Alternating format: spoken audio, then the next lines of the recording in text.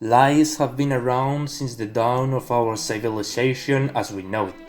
I would even put my hand in the fire to back the claim that they were used even before we knew how to communicate with each other.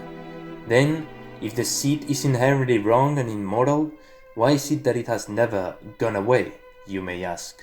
Why is it that if lying damages the perpetrators and victims alike, it is still being used and not demonized? To answer that question, we must first understand why lies are used. And to respond to that, we must acknowledge the two types of lies that coexist in our world. There is the lie for convenience. This is the type of lie that you tell your mother when you don't want to explain why you are hanging out with bad influences. But it is also the type of lie that governments use to hide key information from the public to sustain their power. And there is the lie for greater good. This type of lie is better explained via the quote, "The ends justify the means." Hence, this type of lie is the one you would tell your friend when their new haircut is horrendous, but you would rather compliment them. However, this is also the lie that a cheating husband would tell his wife because he deems the lies are better than the hard truth. While this division of lies into two categories might seem like an oversimplification, I do believe that any other type of lie could very well fit in one of these two categories. By this point, you must have figured out that the second type of lie is more damaging than the first.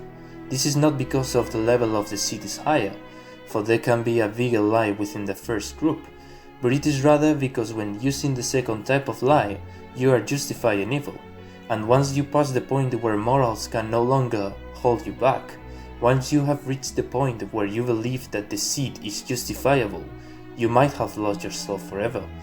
If you reach this point, you do not become evil for the overuse of lies, but rather because once you normalize evil into your life, you are more prone to do worse deeds. Kind of like a man that could never steal, but once he does it for the first time, he finds the act much simpler. So, this raises the question, what can we do if we reach this point? Unfortunately, I cannot give you any methods to come out of that place.